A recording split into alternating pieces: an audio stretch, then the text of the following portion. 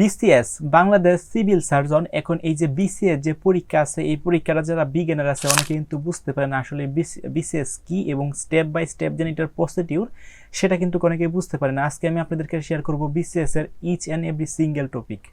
তো first of all প্রশ্ন হচ্ছে যে বিসিএস কি? বিসিএস এর পুনরূপ হচ্ছে বাংলাদেশ সিভিল সার্ভিস, হলো বাংলাদেশের সরকারি চাকরির সবচেয়ে বড় ও মর্যাদাপূর্ণ নিয়োগ পরীক্ষা বা পরিচালনা করে। এই যে পরীক্ষাটা যেন আছে, এই পরীক্ষাটা পরিচালনা করে বাংলাদেশ পাবলিক সার্ভিস কমিশন, বা এটাকে আমরা সংক্ষেপে বলি বিপিএসসি। অর্থাৎ বিপিএসসি হচ্ছে বিসিএস পরীক্ষা যেটা, সেটা পরিচালনা করে।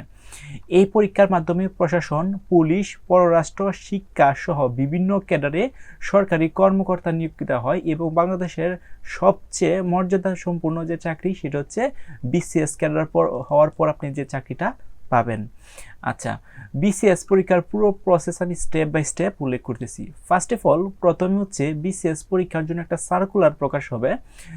বিপিএসসি একটি সার্কুলার প্রকাশ করবে এবং এই সার্কুলারে বলা থাকবে কতজন নিয়োগ হবে, কোন ক্যাডারে হবে, সব উল্লেখ থাকবে।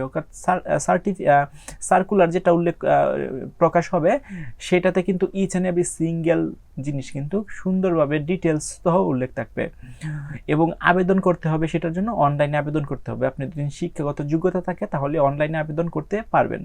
আচ্ছা, আবেদন বা অ্যাপ্লিকেশন অনলাইনে ফর্ম পূরণ করে সেটা অনলাইনে জমা দিতে হবে। অনলাইনে যে সময় আপনারা আবেদন করবেন তখন আপনার ছবি এবং আপনার কিছু তথ্য এবং আপনার একটা স্বাক্ষরও হয়তো প্রয়োজন হতে পারে। আচ্ছা, ফার্স্ট অফ অল আমরা আসি প্রিলিমিনারি পরীক্ষা। এখন পরীক্ষার আগে আমরা একটু কথা বলি, সেটা হচ্ছে আপনি বিসিএস পরীক্ষা দেওয়ার জন্য আপনার শিক্ষাগত যোগ্যতা কি থাকা লাগবে। বিসিএস পরীক্ষা দেওয়ার জন্য আপনার শিক্ষাগত যোগ্যতা হচ্ছে আপনি হচ্ছে স্নাতক পাস থাকতে হবে। স্নাতক পাস থাকলেই আপনি হচ্ছে শিক্ষাগত যোগ্যতা অর্জন করে ফেলছেন এবং আপনি বিসিএস এর জন্য উন্মুক্ত, অর্থাৎ আপনি বাংলাদেশ সিভিল সার্ভিস পরীক্ষাটা কিন্তু আপনি দিতে পারবেন। আচ্ছা, ফার্স্ট অফ অল প্রথমে হচ্ছে প্রিলিমিনারি, যেটাকে আমরা প্রিলিমিনারি পরীক্ষা বলি। প্রিলিমিনারি পরীক্ষা হবে সেটা হচ্ছে এমসিকিউতে।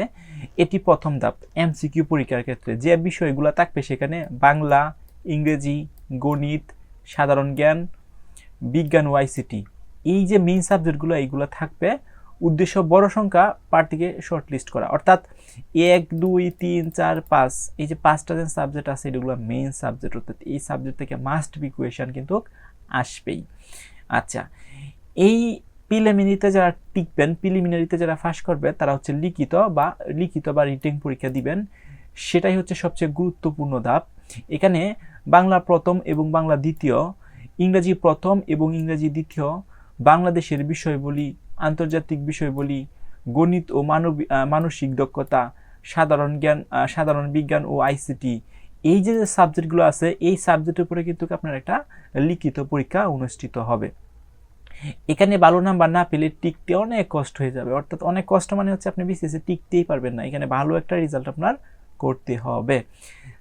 যারা হচ্ছে রিটেনর টিকে যাবেন তাদের হচ্ছে সর্বশেষ যে ধাপটা সেটা হচ্ছে ভাইবা বা মৌখিক যে পরীক্ষাটা সেটা দেওয়ার জন্য। এই ভাইবা পরীক্ষার মধ্যে ব্যক্তিত্ব যাচাই পরীক্ষা, অর্থাৎ আপনাকে যাচাই করা হবে। এইখানে আপনাকে যা যা দেখা হবে, আত্মবিশ্বাস, আপনার আত্মবিশ্বাস আছে কিনা সেটা তারা বিভিন্ন প্রশ্নের মাধ্যমে কিন্তু যাচাই করবে।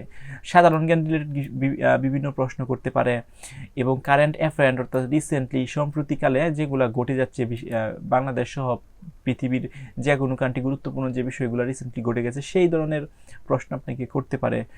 যোগাযোগ দক্ষতার জন্য আপনার কথা বলার ভাষা, আপনার বিহেভিয়ার, আপনি কীভাবে বসছেন তাদের সামনে, each and every single topic কিন্তু তারা খতিয়ে দেখবে।